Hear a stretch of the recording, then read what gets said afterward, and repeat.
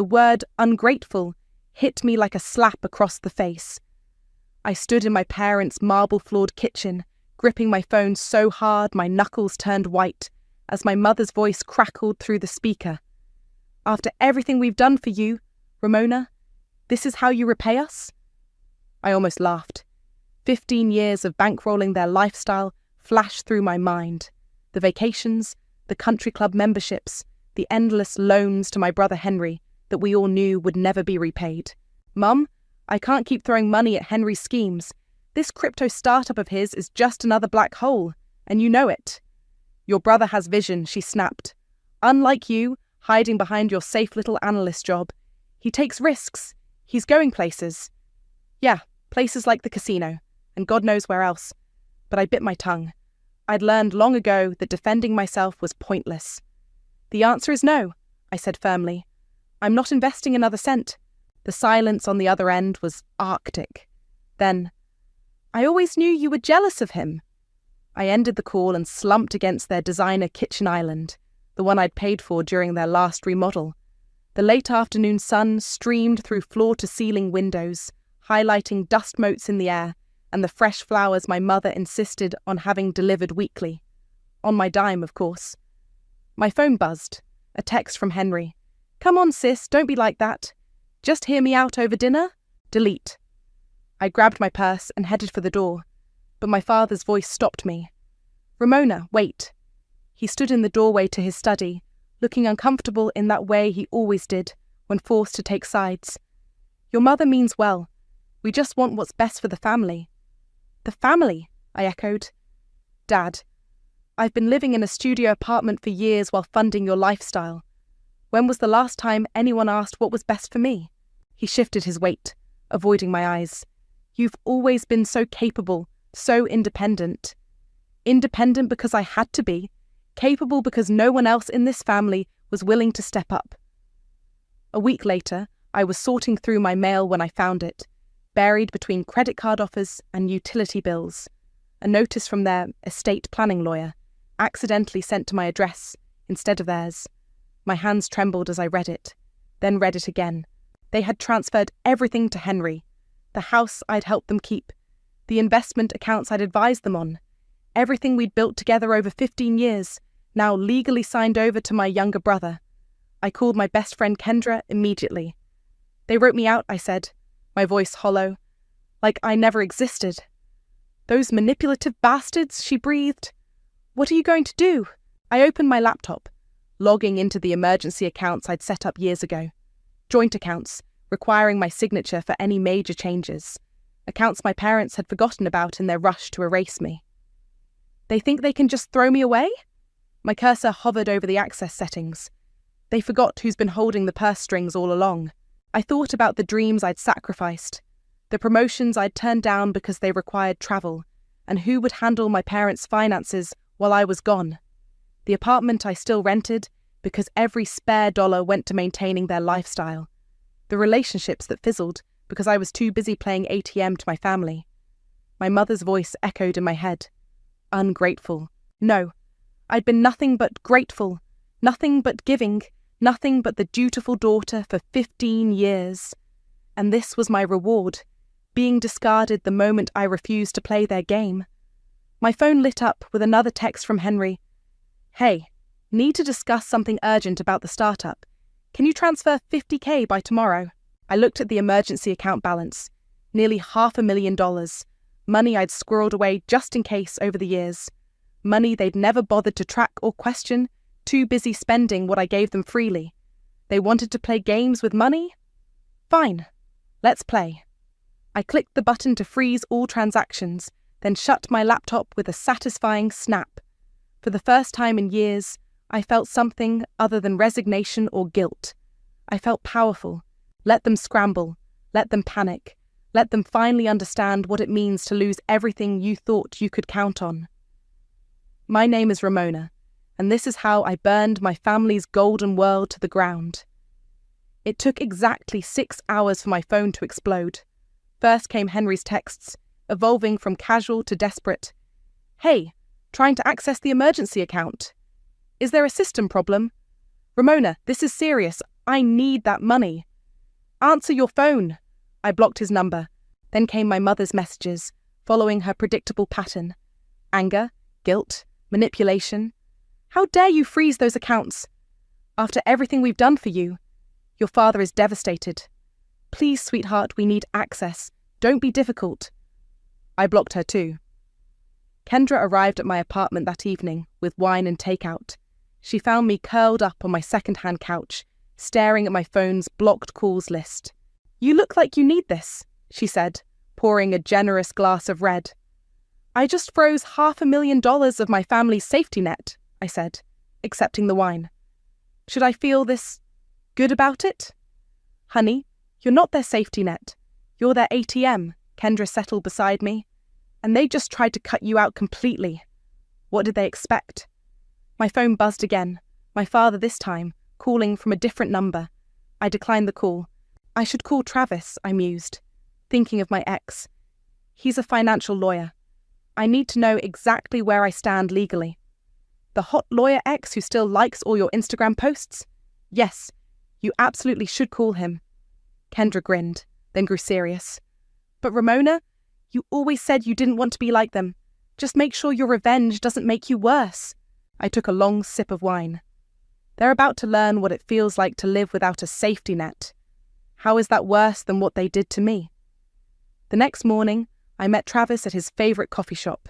He looked good, better than I remembered, in his tailored suit and with just a touch of grey at his temples. His eyes widened when I laid out the situation. Let me get this straight, he said, leaning forward. You've been supporting them entirely? Since I was 20. Every bonus, every raise, it all went to them. I stirred my coffee absently. I kept thinking if I just gave enough, they'd finally love you properly? Travis finished softly. I looked away. Sounds pathetic when you say it out loud. No, it sounds human.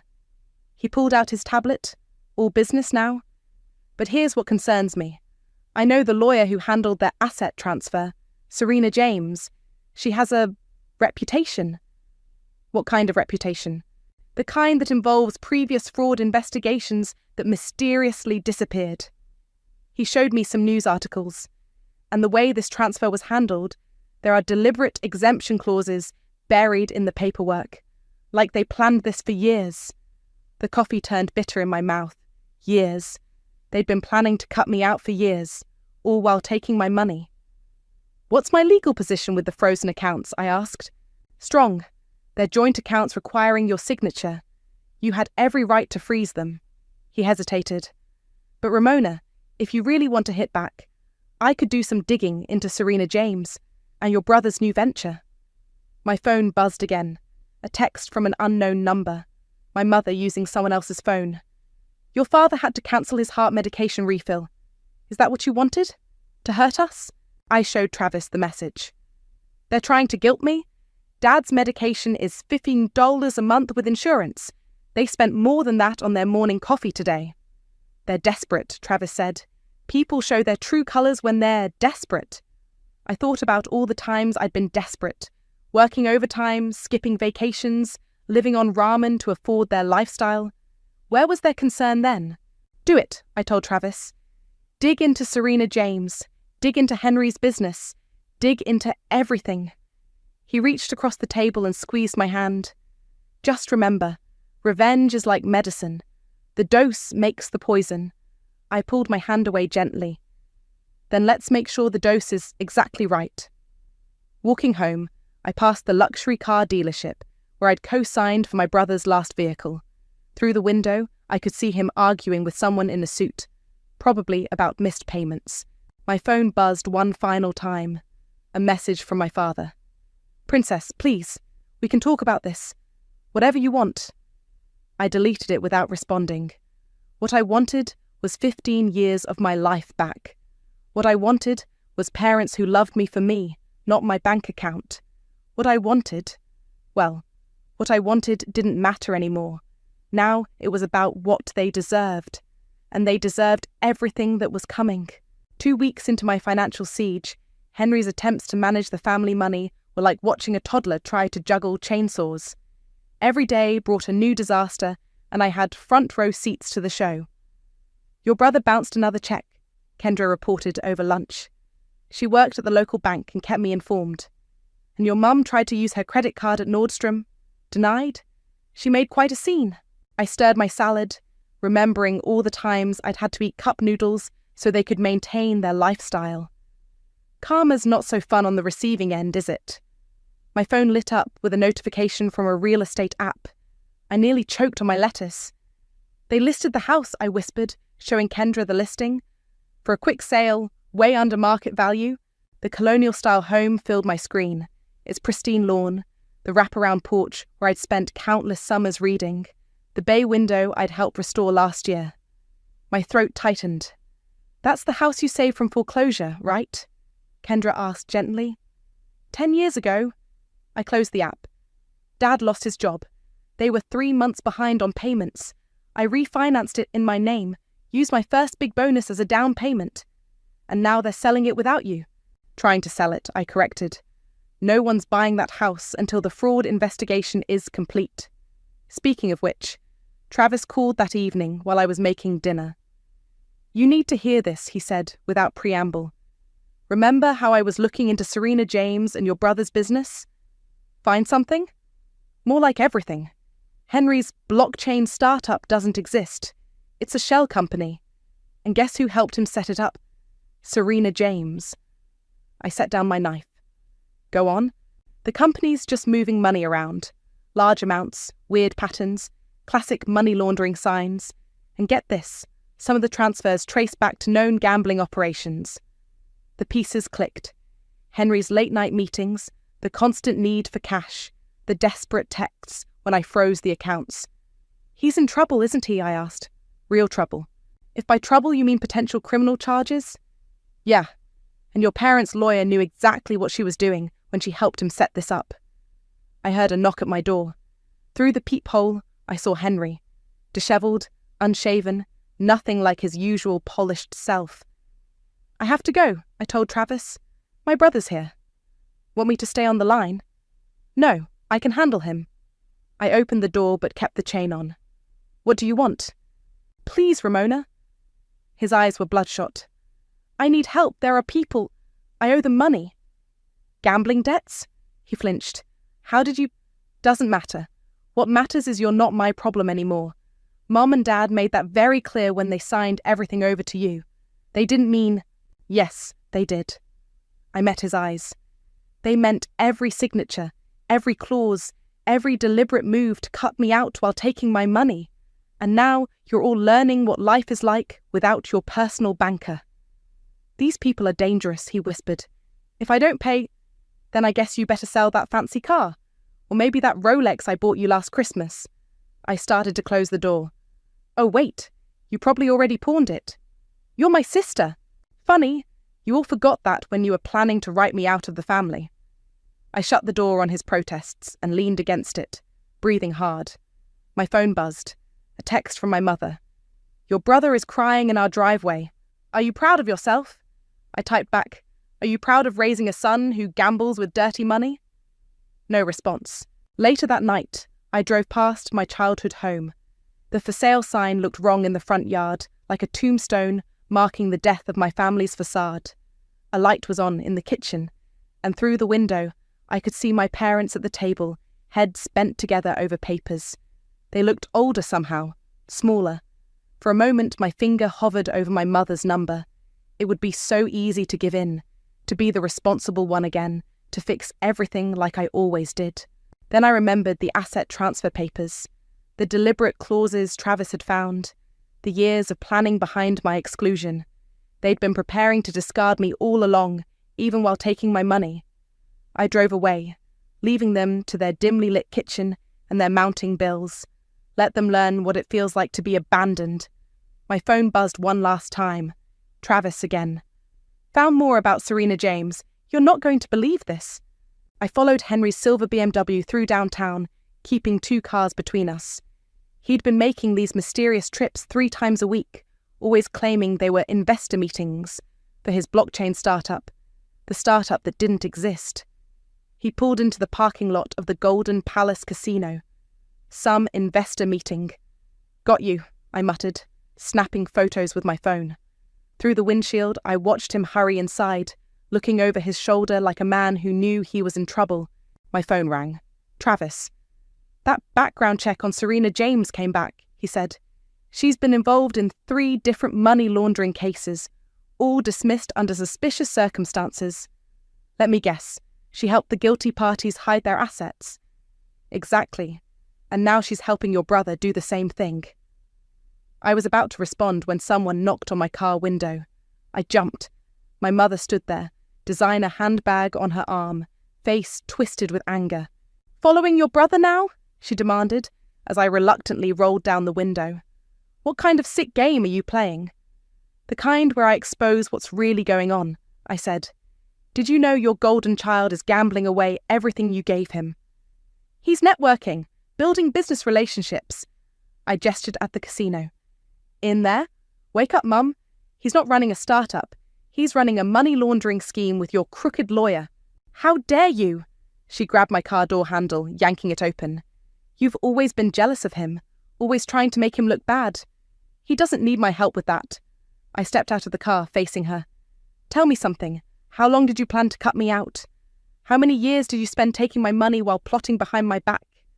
We did what was best for the family. I was family too. My voice cracked. Or was I just the bank account you kept around until you didn't need it anymore? You were never meant to be the star, Ramona. She smoothed her expensive blouse, one I'd bought her last birthday.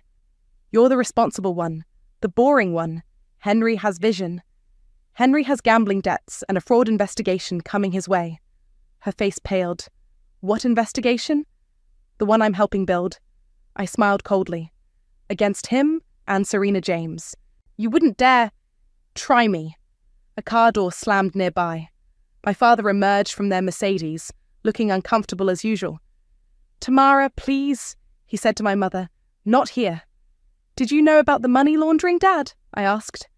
Or did you just sign whatever papers Mum put in front of you, like always? He flinched. Your brother made some mistakes, but what? But he's your son. But he deserves another chance. I laughed bitterly. I gave you chances for 15 years. I gave you everything I had. We never asked for... Yes, you did. Every single time, every crisis, every bill, every temporary loan that was never repaid. You asked, and I gave, and gave, and gave. Ramona? I turned. Kendra stood there, having just pulled into the parking lot. She took in the scene. My mother's rage, my father's discomfort, my shaking hands. Everything okay here? She asked, moving to stand beside me. We're having a family discussion, my mother snapped. Family? Kendra's voice dripped acid. Funny, I thought you wrote Ramona out of the family. Or does she only count as family when you need her money? This doesn't concern you. Actually, it does. Because I've spent years watching you drain her dry, and I'm done being quiet about it. Kendra took my arm. Come on, Ramona. Let them deal with their golden child's mess themselves. As we walked away, my mother called out, You'll regret this, when everything comes out about Henry's business. You mean his money laundering? I turned back. Don't worry, Mum. Everything will come out. I'm making sure of it. Back in my car, Kendra squeezed my hand. You okay? I watched through the windshield as my parents huddled together, whispering frantically. Henry emerged from the casino, saw them, and tried to retreat, but too late. I'm filing the court petition tomorrow, I said, for fraud investigation on the asset transfer. Travis says we have enough to start. Good. Kendra nodded firmly. Let them sweat. My phone buzzed with a text from Travis. Just got word. Serena James has 3 other clients under investigation. This goes deeper than we thought. I started my car, watching my family argue in the casino parking lot. They looked small from here, their designer clothes and luxury cars just window dressing on a house of cards. And I was about to blow it all down. The repo man came for Henry's BMW on a Tuesday morning. I watched from my office window across the street as they hooked it up to the tow truck. Henry ran out in his silk pajamas, shouting and waving his arms like a windmill in a hurricane. My phone buzzed, Kendra sending me updates from the bank. 3 bounce checks this week. Their power's getting cut off tomorrow. I typed back, "They have a generator. I bought it last year." "Yeah, about that. Henry tried to pawn it yesterday." A bitter laugh escaped my lips. Of course he did. My office door opened and Travis walked in, carrying a thick manila folder. "The court accepted our petition. Fraud investigation is officially open." "How long until—" My phone rang. My father's number. I almost declined it, but something made me answer. "Ramona?" His voice cracked. "Please, I need you to talk sense into your brother. He just doesn't know what he's doing." The mighty Henry, the golden child with vision, reduced to needing his boring sister's help. How the tables had turned. "Remember when I needed someone to talk sense into all of you?" I kept my voice level. "When I said giving Henry unlimited access to money was a bad idea. When I warned you about his gambling." Silence. "Did anyone listen to me then, Dad? We thought... You thought he could do no wrong. And now look where that got you." He started crying. Actually crying. In 15 years of playing their ATM, I'd never heard my father cry. I ended the call. "You okay?" Travis asked softly. "No." I stood up pacing. "Yes? I don't know. This should feel better, right?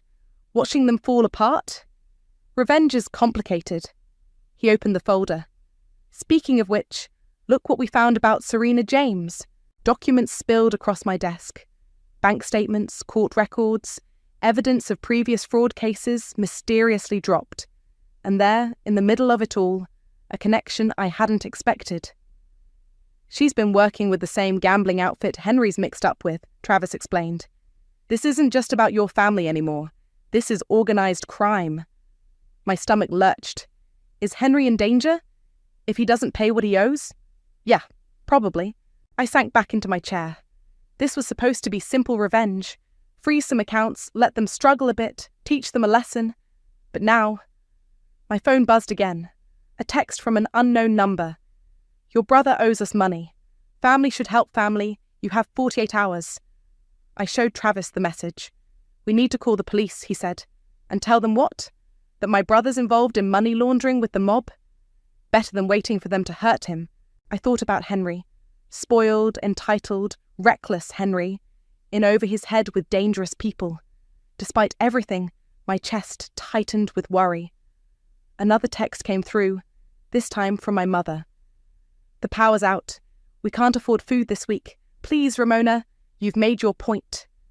"Don't answer it," Travis warned. "They're trying to manipulate you again." "I know." I stared at the message. But what if Henry really is in danger? Then he got himself there? "You're not responsible for saving him." My office door burst open. Kendra rushed in, face flushed. "You need to see this," she said, thrusting her phone at me. On the screen was a local news article. "Prominent lawyer under investigation for multiple fraud cases." Serena James's photo stared back at me. "It's starting," Travis said. "Once this hits the news, everything else will unravel." My phone rang again, Henry this time, using a new number. "Ramona, please," he begged when I answered. "These guys, they're serious. They came to the house last night. Mom's terrified." "Should have thought about that before you got involved with them." "I didn't know. I didn't think." "That's the problem, Henry. You never think. You just expect everyone else to clean up your messes." "They're going to hurt me." The words hung in the air. I looked at Travis, then Kendra, seeing my own conflict reflected in their faces. "Give me an hour," I said finally, and hung up. "Ramona," Kendra started. "I know," I grabbed my coat. "But if anything happened to him, even after everything they did—" "You're not responsible for saving them," Travis repeated. "No," I agreed. "But I am responsible for what I do next. And I won't have their blood on my hands, even if they deserve it." I headed for the door, then paused. "But that doesn't mean I'm going to make it easy for them." Cameron Hart's office reeked of old money and expensive cigars. He sat behind his mahogany desk, looking exactly like the family friend who'd watched me grow up. Silver-haired, Brooks Brothers suit, grandfatherly smile that didn't quite reach his eyes. "Your mother called me," he said, folding his hands. "She's quite concerned about the family's situation." "I'm sure she is." I placed a USB drive on his desk. But before you decide to play White Knight, you should see what's really going on. He plugged in the drive, and his face darkened as he scrolled through the documents, bank statements, casino receipts, money transfers to shell companies, the evidence Travis and I had gathered. Henry's been laundering money, I explained. That startup he pitched you last month doesn't exist. It's all a front. Dear God. He removed his reading glasses. Does Tamara know? Mom sees what she wants to see, always has. And you're showing me this because they're about to ask you for money. Probably already have. And I don't want you getting dragged into their mess. He leaned back, studying me. You know, I always wondered why such a bright girl stayed in that toxic situation for so long. I thought if I just tried hard enough, gave enough. I swallowed hard. Pretty stupid, huh? No. His voice softened. Just human. My phone buzzed. Travis texting updates about the fraud case. Serena James had been suspended pending investigation. The walls were closing in. Thank you for the warning, Cameron said, standing. I'll decline any financial requests from your family. Walking out of his office, I felt lighter somehow. One less safety net for them to cling to. Back at my apartment, I found my mother waiting by the door. You went to Cameron, she accused. You poisoned him against us. The truth isn't poison, Mom. It's just the truth. We need his help. The electricity is still off. Henry's in trouble. Henry's in trouble because he gambled with dirty money. I unlocked my door, but she followed me inside. And you enabled him every step of the way. I protected him. That's what mothers do. What about protecting me? The words burst out before I could stop them. Who protected me when I was working 60-hour weeks to keep you all afloat? When I was living on ramen while you vacationed in Europe? You were strong. You didn't need... I needed my mother. My voice cracked. I needed you to love me as much as you loved him. To be proud of me, just once, without asking for money in the next breath. She sank onto my couch, the same second-hand couch I'd had for years, because every spare dollar went to them. Your father's been calling you, she said quietly. I know. He misses you. He misses my checkbook. She flinched. That's not fair. Neither was cutting me out after 15 years of support. Neither was planning it for years while taking my money. My phone rang. Travis again. I answered on speaker. Serena James is talking to investigators, he announced. She's naming names, including Henry's. This is about to blow wide open. My mother's face went ash white. How bad? I asked. Bad enough that anyone connected to these accounts needs a lawyer. Now. After he hung up, my mother stared at me with desperate eyes. Please, Ramona, help us fix this. Fix it? I laughed bitterly. Like I fixed everything else?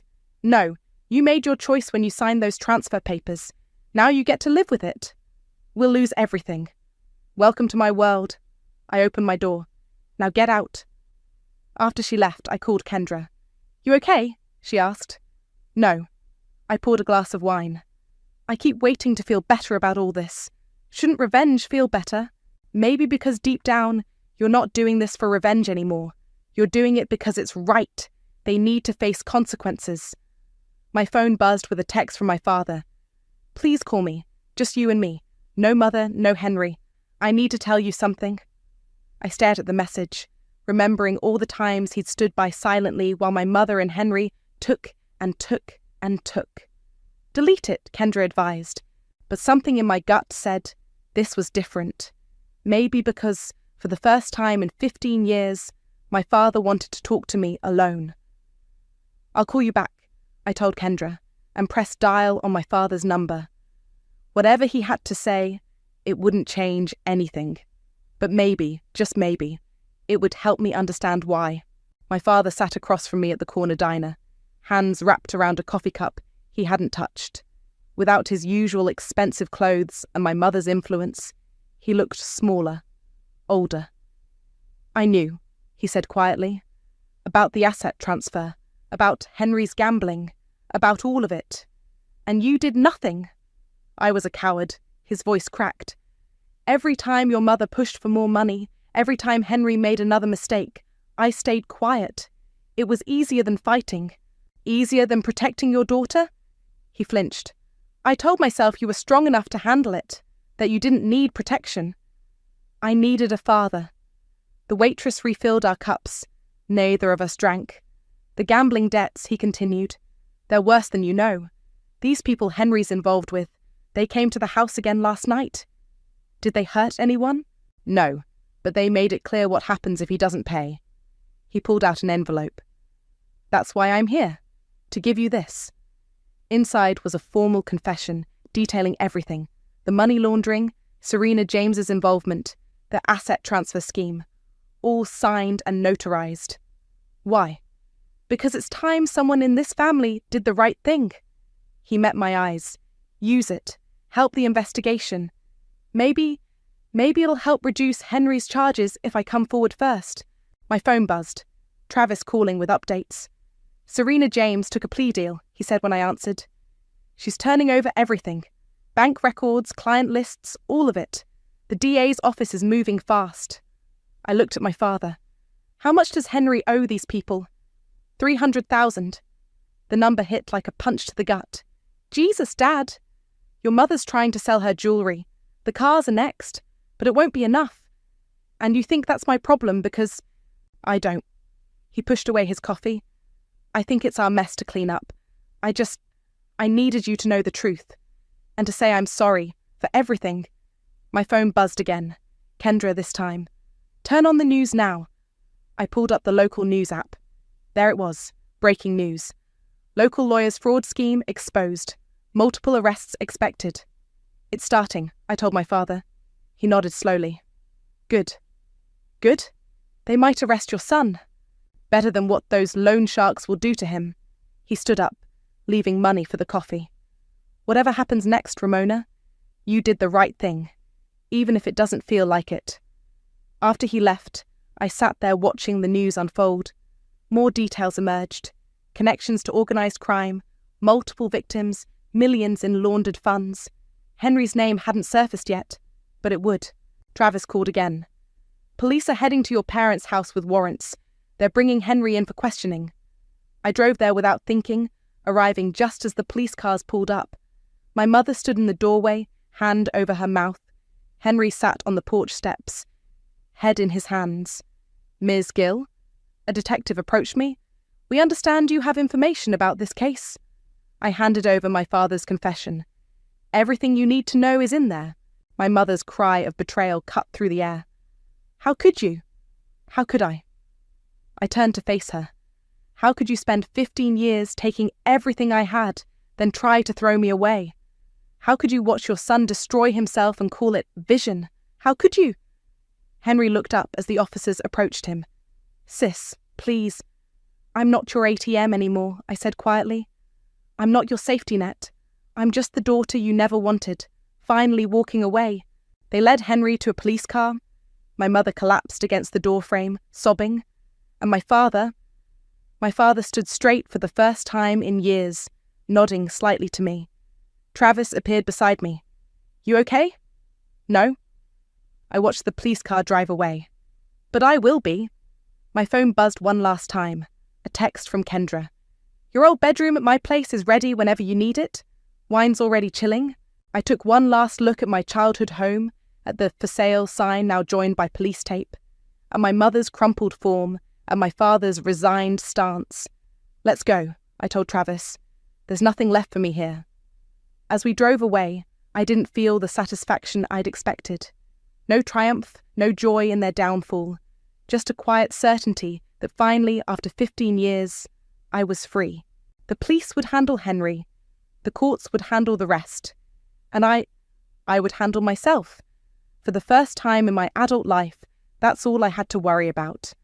The realtor handed me the keys to my new condo with a bright smile. Congratulations! It's all yours. Standing in the empty living room, sunlight streaming through floor-to-ceiling windows, I felt something unfamiliar. Peace.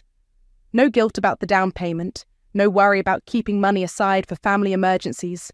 Just my space, bought with my money, for me. My phone buzzed. Travis with updates about the case.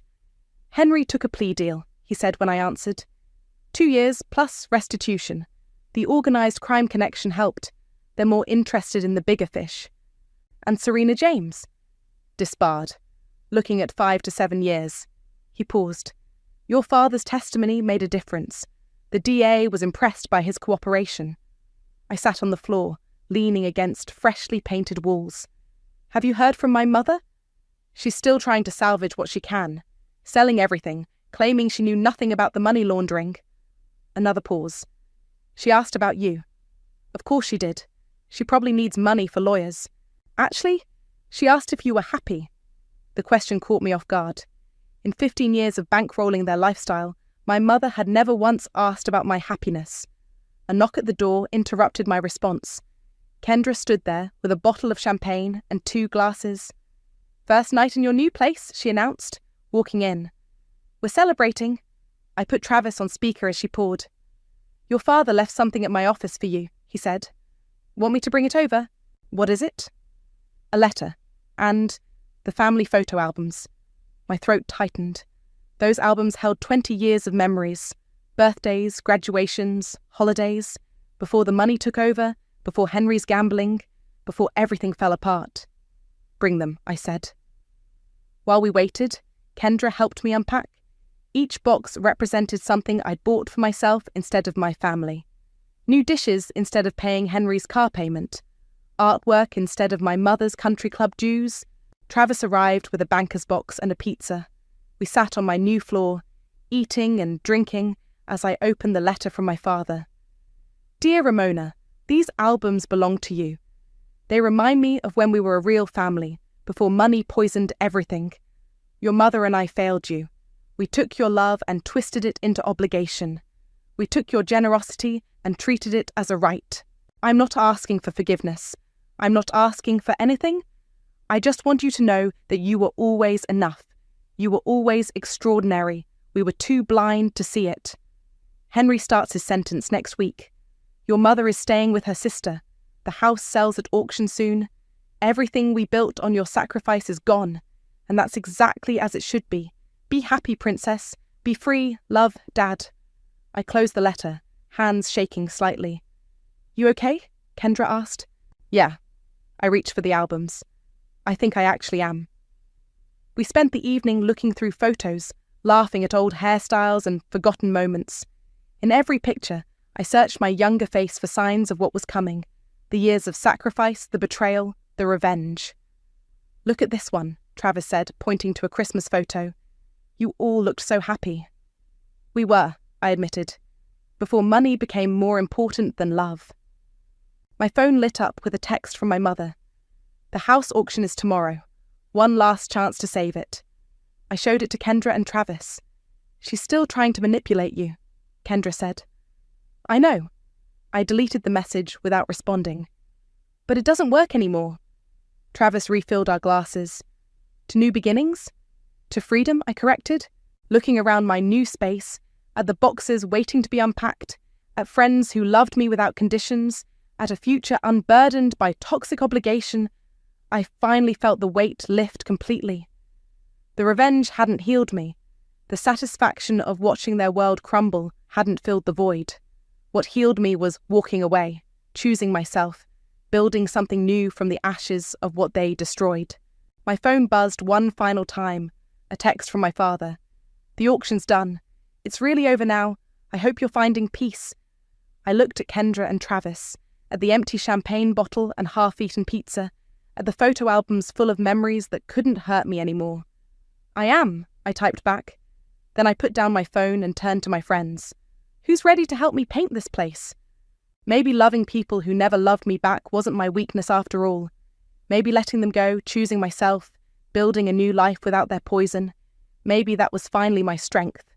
And strength, I was discovering, felt a lot like freedom.